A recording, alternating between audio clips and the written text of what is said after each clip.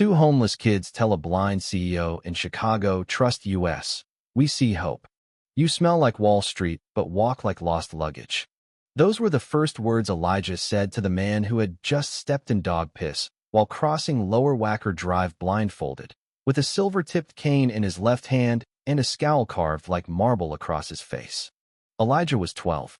His sister, Mariah, was 9. Neither of them had eaten that morning or the one before. But they spoke like they'd known the world for decades, because when you're homeless in Chicago's South Loop in the dead of winter, childhood ages you quickly. The man turned his head, not toward the voice, but somewhere above it. His face didn't flinch. "Who's there?" he asked, his tone as polished as the leather of his shoes now soaked in urine and slush. Mariah whispered, "He's got that rich people voice, Eli. The kind that doesn't say please." "I heard that," the man muttered, frowning. Elijah stepped forward, dragging a dented grocery cart filled with soda cans and one half-working umbrella. "We're not going to rob you, mister. We're just cold and hungry and curious why a blind man in a $1,000 coat is walking under this bridge like he's got something to prove." The man paused. "I used to see, before I stopped choosing to." Mariah's eyes widened. "You chose to go blind?" "No," he said, turning his face toward the sound of her voice. "But I chose to stop believing what I saw. And after a while, belief is what keeps your eyes open." They stared at him, speechless for the first time. The man knelt gingerly, like someone who hadn't touched a sidewalk in years, and asked, "What's your name, boy?" "Elijah." "And hers?" "Mariah." "Like the singer, but no notes." The man smirked. "A crack in the marble. My name is Charles Landon. You might not recognize it, but 5 years ago, I was one of the richest men in this city. I built glass towers and watched them reflect the world. Then I stopped liking what I saw inside the mirror." Mariah leaned forward. "So you quit?" "No," Charles said quietly.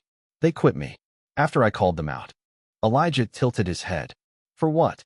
"For making money off people who look like you," he answered, his voice like grit against pavement. The silence that followed was not empty, it was loaded, like an alley behind a bank. Charles straightened his coat. "I was born on the west side. You know Lawndale." Elijah nodded. "Our mom used to live off 16th and Kedzie." "I was from 19th, Charles replied. "Before money moved me and mirrors lied to me." He reached into his coat and handed Elijah a folded bill. "This won't solve your life, but it might buy warmth."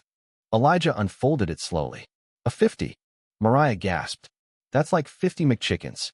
Charles almost smiled again. "Or one decent coat." They stood there, 3 souls bound not by charity, but by confession. Then came the siren. "Police." Elijah froze. His grip on the cart tightened. Mariah instinctively slid behind him. Charles stiffened. The cruiser pulled up. 2 white officers stepped out, both wide, both watching with the same narrowed gaze that poor kids in Chicago learned to decode by age 6. "What's going on here?" one barked. Charles spoke before Elijah could. "I'm Charles Landon. This is my city. These children are under my care." The officer blinked. "The Charles Landon? The blind real estate guy?" "I'm more than that," he said calmly. "I'm also the man whose company just acquired the precinct headquarters mortgage." There was a long pause. One officer mumbled something into the radio. The other stared at the children, then back at the man with the cane. "They bothering you?" Charles didn't miss a beat. "They're guiding me." And for the first time in their lives, Elijah and Mariah watched 2 Chicago cops get back into their cruiser without a shove, a slur, or a sneer and drive away. Mariah exhaled. You lied for us." Charles shook his head. "No, I told them the truth. You are guiding me. More than you know." Elijah watched him, unsure if this man was a lunatic, a prophet, or something rare in between. "Why are you really down here?" Charles turned toward the sound of a subway rumble and said, "Because I'm trying to build something new, and I can't do it with eyes that have already betrayed me." He pulled a black envelope from his coat and handed it to Elijah. Inside was a map, drawn in ink, with 3 addresses circled. "What's this?" Elijah asked. "Keys to buildings. Abandoned. Forgotten. Places no one wants. Yet. And why give this to us?" "Because you're the only people I trust to see what they could be." Elijah's voice cracked. "We're just kids." Charles turned fully to him. "So was I when I learned that people would rather step over hope than see it." Behind them, the city hissed with wind and steel. The sky had started to spit snow. Mariah asked, "And if we mess it up?" Charles smiled fully for the first time. "Then you'll fail doing something no one else was brave enough to try." The wind cut through them, but something else warmed their bones. Not the 50, not even the promise, but the idea that they matter, that someone who once ruled the skyline now walked blind because he believed they could see clearer. And so, two homeless kids from a shelterless edge of Chicago began a journey, not toward survival but toward creation. Because sometimes, the ones with the least to give are the only ones who can build something worth believing in. Elijah held the envelope like it was made of gold, his fingers trembling not from the cold, but from the weight of possibility. For the first time in months, maybe years, she didn't feel like a ghost drifting between alleyways and train stations. He felt seen, chosen. Mariah walked beside him, clinging to his sleeve. "Eli, are we really going to go to those places? What if someone's already in them?" "Then we'll knock," Elijah said. "And if they don't answer, we'll wait. We ain't got nowhere else to be." The wind slapped their cheeks red as they walked past crumbling viaducts and garbage fires, toward the first address written in Charles Landon's graceful cursive, 1713, South Peoria Street. It was a 3-story brick building that leaned like it was tired of standing. The windows were boarded up, tagged with graffiti, and one side had collapsed into itself. But it wasn't empty. As they approached, a voice snapped from behind a dumpster. "Don't come any closer." Elijah stopped. A man emerged, wearing layers of rags and a hat made from duct tape. His face was weathered, scarred, and stretched by time and bad luck. "This is my spot," he growled. "Back off." Elijah raised both hands. "We don't want your spot, man. We're not here to take anything." Mariah stepped forward. "A blind man gave us a map." That made the man blink. "You talking about Charles? You know him?" Elijah asked. The man's voice dropped an octave. "Everyone down here knows of Charles Landon. Some say he's lost it. Others say he's building an underground kingdom with kids and ghosts." Elijah didn't flinch. "He gave us 3 places. This is one of them. He told us to see what it could be." The man studied them for a long moment. Then he nodded toward the door. "Ain't nothing in there but rats and regret. But if Landon sent you, go look. I ain't stopping you." Inside, it was colder than outside. Dust covered everything. The floorboards groaned with every step. But the space had potential: high ceilings, an old industrial kitchen, and what once had been a community center ballroom. Mariah turned in slow circles. This could be something. A shelter, Elijah murmured. Or a school. Or both. They stayed until night fell, then returned to the viaduct, stomachs empty but minds racing. For 3 days, they explored the other 2 addresses. One was an abandoned library with broken skylights and rows of moldy books. The other was an old church, burned at the edges but still holding stained glass windows like memories refusing to shatter. Everywhere they went, someone stopped them. A woman guarding the library with a Rottweiler named Zeus. A man named Tino who squatted in the bell tower of the church, writing poems on cardboard with charcoal. And each time Elijah said the same thing. "Charles Landon sent us." And each time, the walls came down. By the 5th day, a small group had formed. Not a gang, not a movement. Just people no one wanted: unemployed, undocumented, mentally ill, ex-cons, runaway teens following 2 children because a blind man had trusted them first. They cleaned. They patched roofs with stolen tarps and bent nails. They boiled snow to mop floors. Tino painted murals inside the library. Mariah organized book piles by color because she didn't know how to read yet. Charles never came back. But every few days, a white envelope appeared, sometimes taped to a wall, sometimes hidden under a brick hallways addressed to E&M. Inside would be instructions, notes, sketches, quotes from Langston Hughes or James Baldwin. Once, there were 4 bus passes. Once, a check for $500 signed by a defunct company with Charles Landon's name still etched in the corner. They used that check to buy plywood and ramen. Word spread. People started showing up not for food, but for meaning. One woman left her abusive boyfriend and slept on the floor of the old library, teaching kids how to draw portraits. A former math teacher brought whiteboards and turned the church into a pop-up GD classroom. Someone strung fairy lights across the community center and called it Hope Hall. The city didn't notice. Not yet. But the corporations did. On the 9th week, a black SUV pulled up to the community center, and 3 suits stepped out. One of them white, mid-40s, hair slicked like a stock photo spoke first. "Who's in charge here?" Elijah stood tall, even though he barely reached the man's shoulder. "I am," he said. The man laughed. "Cute. Where's Landon?" "Don't know," Elijah replied. "He gave us this place. We made it matter." The man stepped closer. "He had no right to give you anything. This building belongs to Vanguard Equity. We foreclosed on it last year." Mariah's voice piped up behind Elijah. "Then why didn't you fix it?" "Because it wasn't profitable," the man snapped. Elijah held his ground. "Then it wasn't yours to begin with." The tension snapped like ice underfoot. "You have 1 week," the man said, "to clear out. Or we call the city. You'll be charged with trespassing, child endangerment, and God knows what else." He handed Elijah a legal document, pages of clauses and threats. Then he was gone. That night, the wind howled like it knew what was coming. Mariah cried silently in the corner of the community hall. Elijah sat beside her, the eviction notice crumpled in his lap. "They're going to take it all," she whispered. "All the people. All the hope." "No," Elijah said. "Not without a fight." They gathered everyone the next morning. Old Tino, the teacher, the woman with Zeus, kids who'd come from shelters, people who'd forgotten their own last names. Elijah stood on a plastic crate and held up the envelope from Charles. "This place was given to us because no one else believed we could do something with it. But we did. We built this with scraps and sweat. And now they want to take it back because it finally matters again." The room nodded. Mariah squeezed his hand. "So we're not leaving," Elijah said. "If they come with lawyers, we'll show them books. If they come with cops, we'll show them art. If they come with cameras, we'll show them the faces of people worth saving." There was no applause, just silence. Then one voice from the back. "We stay." Then another. "We stay." And another. "We stay." They stayed. 3 days later, the city came.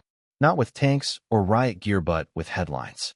"Homeless children lead secret community movement in abandoned Chicago buildings." "Blind tycoon rumored to fund illegal occupation in South Loop." "Charles Landon, savior or saboteur?" TV crews arrived. Then the mayor's office. A councilwoman toured the buildings, then whispered, "We had no idea this was happening." Elijah stared at her. "You never looked." She didn't answer. By the 10th week, lawyers filed for emergency injunctions. Half the city wanted the children evicted. The other half marched outside City Hall chanting, "Let them build." And through it all, Charles Landon remained invisible, absent, like a myth, until the day of the hearing. The courtroom was packed. Reporters, protesters, lawyers in $1,000 suits. And at the very back, walking slowly with a cane and dark glasses, was Charles. He said nothing until the judge asked, "Mr. Landon, are you aware of the consequences of your involvement?" He stood tall. "Yes, Your Honor, and I accept them." "Then why do it?" Charles smiled. "Because they see what I no longer can." The judge leaned forward. "And what is that?" "Possibility." Gasps echoed through the room. Charles turned his head toward the gallery. "I used to build towers to be admired. These children built homes to be shared. I lost faith in sight. They restored it with hope." Then he sat down, and the silence was louder than any gavel. The courtroom seemed to stop breathing. Reporters clutched their pens mid-scribble. Lawyers leaned back in their chairs, faces unreadable. Even the judge, a woman known for her clipped tone and stony demeanor, paused with her mouth slightly open before composing herself. Mariah sat on the edge of her bench, barely able to see over the wooden railing. Her fingers curled around the hem of Elijah's coat. He didn't blink. His eyes were fixed on Charles, who sat like a monument still, steady, a man whose blindness somehow made him the clearest-sighted person in the room. The judge spoke again. "Mr. Landon, are you financially responsible for these properties?" "Yes," Charles said. "I acquired them through shell companies I used to disband before I lost my sight. Technically, they're still in my name. If anyone is trespassing, it's me." A murmur rippled through the courtroom. The prosecuting attorney stood up, visibly irritated. "Your Honor, this is absurd. Mr. Landon has used vulnerable minors and squatters to establish an illegal operation. He's funding it with untraceable means. We're asking for the buildings to be condemned and cleared." The judge turned to Charles. "Are these children safe in these structures?" Charles didn't hesitate. "Safer than they are on the streets, Your Honor." and certainly safer than in the underfunded, overcrowded shelters this city provides. Elijah finally stood. "I'd like to speak," he said. The judge raised an eyebrow. "And you are?" "Elijah. I'm one of the kids they say doesn't belong." There was a tense pause before she nodded. "You may approach the witness stand." Elijah walked slowly, as if the floor might fall out beneath him. When he stood at the front, he gripped the edge of the wood to steady himself. "I'm 12. My sister's 9. We've been homeless for almost a year. We've slept in train stations, under bridges, in bathrooms that don't lock. We've been kicked, spit on, and ignored like gum on a shoe." He took a shaky breath. "But then a man who couldn't see gave us something no one else would a chance." He looked over at Charles. "He didn't give us money. He gave us trust. He believed that 2 dirty kids could take broken buildings and turn them into something better." He turned back to the judge. "And we did. We didn't just live there. We cleaned. We shared. We taught each other. We stopped being invisible. For once, we felt like we mattered." His voice cracked. "You can take it all away if you want. You can send us back to the streets. But if you do, don't call it justice. Call it what it is: fear." The courtroom was so silent you could hear Mariah sniffle. The judge leaned back, her expression unreadable. "I'll take this under advisement. We'll reconvene in 2 days for my ruling." Gavel. Adjourned. Outside, the protest had doubled in size. Cameras swarmed Elijah and Mariah as they stepped onto the courthouse steps. "Are you scared?" one reporter asked. "No," Elijah replied. "We've lived with worse." Charles emerged behind them, his cane tapping against the concrete. "These children have done more for this city than its top donors and most of its mayors." Another reporter stepped forward. "Mr. Landon, are you planning to rebuild officially? To seek permits and funding?" Charles smiled slightly. "We already are. You just didn't notice." That night, something shifted. The story went national. Late-night talk shows picked it up. Podcasts interviewed former residents of the buildings, calling them the Hope Collective. And across the country, people began asking, what if the forgotten are the ones who know best how to fix what's broken? Back in the community center, the children returned to their work. Mariah helped paint signs with Tino, words like dignity, not property, we belong. Elijah organized supplies, coordinated with a local food bank that had started donating regularly. And still, the letters came. Charles no longer needed to hide, but he kept sending them anyway. Sometimes 2 words, sometimes 20. Purpose is louder than permission. They fear what they can't control. Be uncontrollable. Eyes lie, actions don't. Then came the storm. A real one. Blizzard warnings blasted across Chicago. The temperature dropped to -15 degrees Fahrenheit. Wind chill brought it closer to -30. It was the kind of cold that kills silently, in hours. The mayor declared a state of emergency. But shelters were already full. And the only places left with warmth, food, and beds? The buildings. The forgotten places. Run by children. People flooded in. Dozens at first. Volunteers showed up. Nurses. Off-duty firefighters. A retired architect who helped repair the church's roof with donated shingles. The city watched, helpless and unsure, as 3 illegal buildings saved more than 300 lives in 5 days. And when the storm passed, not a single person who stayed in Elijah's care had died. The court ruling came 2 days later. Judge Valencia sat in her robes, hair pinned tight, but her eyes softer now. She read the decision slowly, carefully. While this court recognizes the potential legal issues surrounding property rights, zoning, and youth safety, it also recognizes the rare and extraordinary circumstances under which this situation has developed. She paused. This is not squatting. This is not loitering. This is community creation. Gasps. Hushed cheers. The court hereby grants temporary guardianship of the 3 buildings in question to a newly established trust, provisionally called the Hope Collective, with oversight from an independent board that includes city representatives, social workers, and youth leaders including Elijah and Mariah Thompson. Mariah squealed. Elijah froze. The judge continued. This is an experiment, an unorthodox one. But sometimes, when systems fail the most vulnerable, those vulnerable must be allowed to reimagine the system itself. Gavel. Done. The room erupted. Reporters stormed out to file headlines. But inside, it was still just for a second as Elijah turned and looked at Charles. The blind man smiled, lips trembling. A single tear rolled down his cheek. "You did it," he whispered. "No," Elijah replied. "We all did." Weeks passed, then months. The buildings grew stronger. Walls repainted. Solar panels installed by volunteers. One corner of the library became a computer lab. The church turned into a music studio. The community hall opened weekly free clinics. And the Trust the Hope Collective became real. Funded by donations. Protected by lawyers who once ignored the kids now begging to help them. Managed by a rotating team of youth who had lived it, breathed it, survived it. Elijah, now 13, spoke at schools and universities. Mariah learned to read, then helped other kids do the same. And Charles? He never left, though he never took credit. He moved into a small room above the library and wrote daily letters to no one in particular. Some days, he'd sit on the old community center stage and listen to the laughter echoing through halls he once only imagined filled. One evening, Mariah asked him, "Do you ever wish you could see it?" Charles smiled. "I do see it. Clearer than I ever saw anything. Even before you went blind." He nodded. "Especially then." She took his hand. "It's beautiful," she whispered. And somewhere far from marble towers and boardrooms, a new kind of city was being born. One where sight didn't come from eyes, but from faith.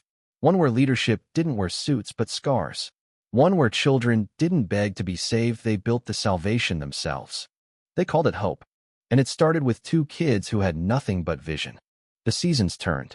The frost of that brutal winter gave way to a fragile, sputtering spring, and with it came the steady rhythm of renewal, not the kind that comes with ribbon cuttings and ceremonial shovels, but the quiet kind.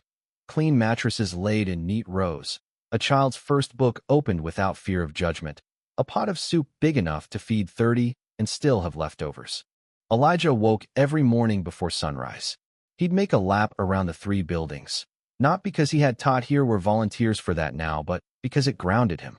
This was his, not in the legal sense, but in a deeper way, the way a heartbeat belongs to its host. Mariah had found her voice, and it was loud. She ran morning circles for the kids under 10, making them chant affirmations like, "I am seen," and "I matter." She taught them songs, led yoga. Once, she even got a whole room of toddlers to meditate for 2 full minutes. On a humid June afternoon, a city representative came to evaluate the Hope Collective's progress. Her name was Denise Rourke, sharp-eyed and notoriously unmoved by sentiment. She walked through each building, clipboard clutched like a shield. She asked about safety exits, sanitation plans, education programming, fire drills, food supply chains, legal guardianship documents, mental health protocols. Elijah answered every question without blinking. At the end of the visit, she stood under the sun outside Hope Hall, staring at Elijah like she couldn't decide if she was looking at a child or a miracle. "You've done more here in 5 months than this city has managed in 5 years, she said. He didn't smile. "That's not a compliment." "No," she admitted. "It's an indictment." She turned to leave, then stopped. "What will you do when this ends?" Elijah looked around at the buildings, the community garden just starting to sprout, the kids laughing over jump rope battles in the alley. "This won't end," he said. "We'll just outgrow it." News stories followed.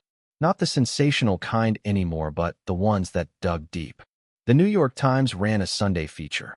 Where Chicago failed, its children rebuilt. A documentary team moved in for 3 weeks. TED Talks called. But fame never seduced them.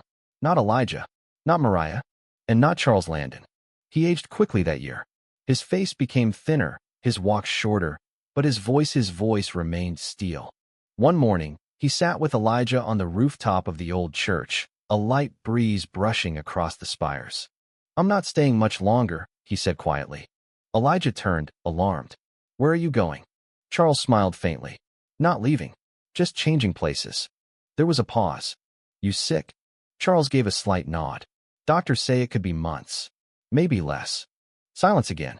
"I don't want to die in a hospital. I want to die somewhere that was built on truth." Elijah blinked hard. "You built this," he whispered. Charles shook his head. "You built this.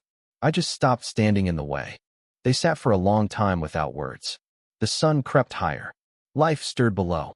Charles died 5 weeks later, in the room above the library, surrounded by soft light, faint guitar music from below, and the whisper of Mariah's voice reading Baldwin into the quiet. The entire collective held a vigil. Hundreds came, people Charles had helped, people who'd only heard of him, people who never knew his name until they saw their children smile again. They buried him under the tree behind the church, the one they'd planted together in April. His headstone bore no titles, no companies, no years of birth or death. Just one line. He saw because he listened. After Charles's passing, some expected the collective to dissolve. Instead, it grew. In the months that followed, the team expanded to include youth from other parts of the city. Elijah helped broker a land use agreement for 2 more abandoned structures near Garfield Park. Mariah pushed to start a scholarship fund, named the Landon Legacy Fund, for kids aging out of shelters. The collective became a model replicated in cities across America: Los Angeles, Detroit, Philadelphia, even Memphis. But it was in Chicago that it stayed purest. Not because it was perfect, but because it never claimed to be. It was, at its heart, still the same, the bones of broken places filled with the blood of people who refused to be erased. One day, on the first anniversary of the court ruling, Elijah stood at a podium in front of Hope Hall. Reporters were there, yes, donors, officials, but he didn't speak for them. He spoke for the kids. For most of my life, he began, I thought we were invisible. People stepped around us like trash on the sidewalk. No one made eye contact. No one asked what we needed. He paused. Then one man who couldn't see saw us anyway. He gestured to the buildings behind him. And because he did, we saw each other. We stopped surviving and started building. Not just places, not just programs, but belief. Mariah joined him on stage. She held up a piece of cardboard, one of Tino's early works. It said, "We are the blueprints. Let us build." The crowd rose to its feet. That night, in the library-turned-community hub, Elijah and Mariah sat at a window watching the lights flicker on across the block. Mariah leaned her head against his shoulder. "Think people will forget?" "Maybe," Elijah said. "But we won't." She closed her eyes. Good. Downstairs, a new group of kids was learning how to paint. In the kitchen, volunteers prepped trays of cornbread and rice.